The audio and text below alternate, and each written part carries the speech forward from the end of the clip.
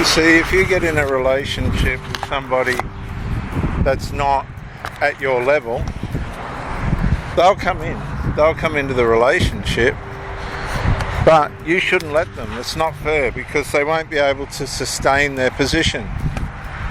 They won't be strong enough. So you have to be aware not to be greedy, not to ask for too much.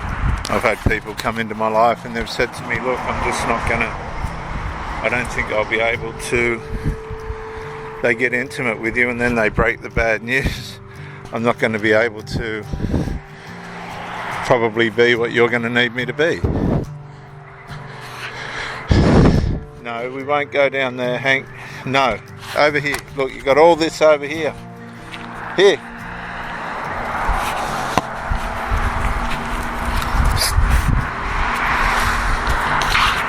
And I didn't listen. I didn't have the sense to listen. So that's on me, that's my fault. When people tell you that they're not worthy or they're not going to be able, then it's your responsibility to listen, to heed their warning. If you don't heed their warning, it's on you. You didn't listen to what they were saying. So that's on you. People will warn you.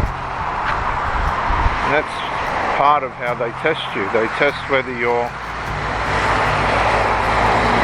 going to put up with their inadequacies or not.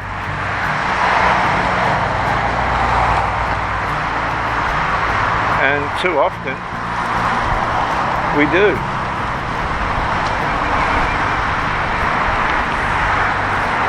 Too often we try and put up with the inadequacies only to we let that person down because we told them that we'd be able to do it, and we can't. I've done this.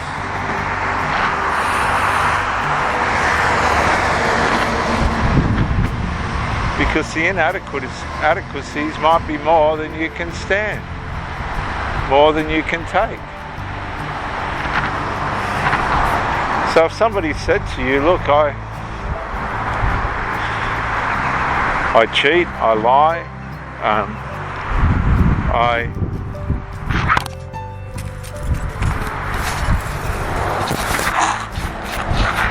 won't be able to maintain and sustain it, even if they've got a track record of a 5, 10, 15, 20 year marriage. They're telling you, they're warning you, they're over it, they're past it. They don't want to do it. They're done with it. A lot of these people, and it's fair, they just want casual encounters. But that doesn't mean you have to be a part of that by any stretch of the imagination. You don't have to be a part of that. So we can let people down who are trying to warn us that they're not going to be adequate, they're not going to be sufficient. We let them down because it's us in our foolishness that engage a situation that we shouldn't, that we ought not. So we've got no right to blame anybody else except ourselves.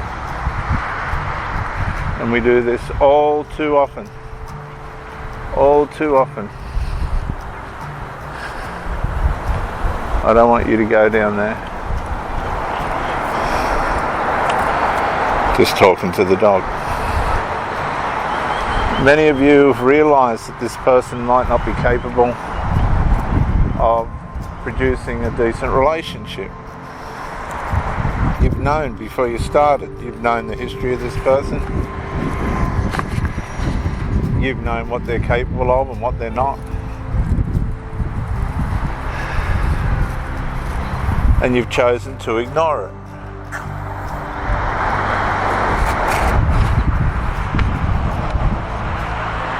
And by doing that, you've ended up in a situation that's not what you've been able to handle. I know, because I've done it myself. So the next thing, you've got this person that's been convinced that you're actually going to be able to cope. Alright, they're convinced that you're actually going to make it. This person's going to make it with me. Only to find out that you're not, that you can't, that you're unable to.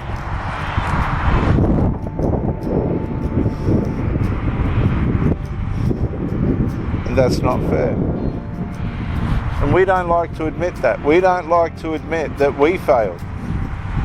That we're unable to live under the inadequacies of the person that we chose to be with. They warned us. They told us, look, I've got this problem, I've got that problem. And we don't listen. We simply believe that we're going to be able to do it, we're going to be able to cope, only to find out and realise, to our own disappointment, shame and guilt, that we, in our way, have let that person down. And we wonder why they don't come back. We never hear from them again. It's not right to say that they're wrong or evil. They got their shortcomings and all the rest of it. Maybe some things popped up that they didn't realise themselves. Things occur in relationships out of the ingredients of who they are and who we are. Things just occur that we can't predict. We can only turn up and try and be our best and do our best. That's all we can do.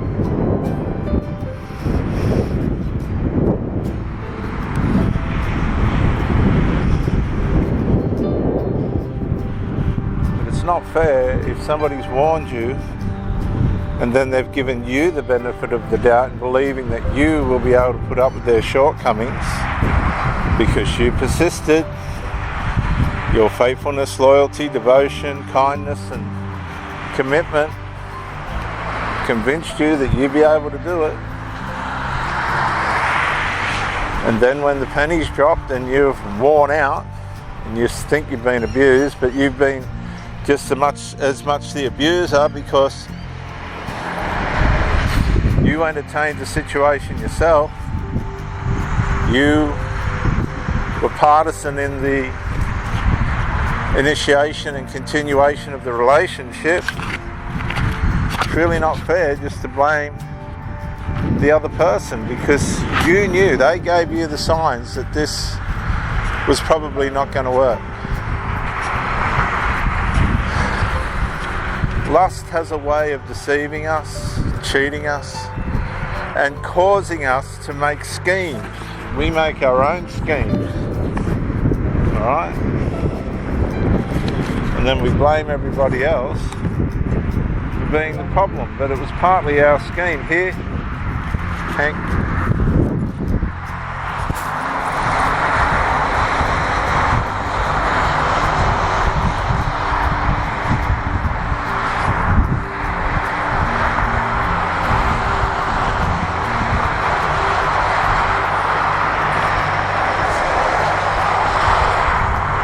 So it's not fair to always blame the other person. It's not fair to do that. We have to be aware of our limitations when we meet somebody. When somebody turns and looks you in the eye and says, look, I'm just not going to be able to do this, or I'm too irresponsible, or this situation isn't for me. And then we press on and they follow on. And then finally they believe in us and, hey, here. They believe in us and give us a go. And it's something that we know we ain't going to be able to achieve in. That's wicked as well. It's just as wicked as the person that tried to warn you that they were never going to be able to make it.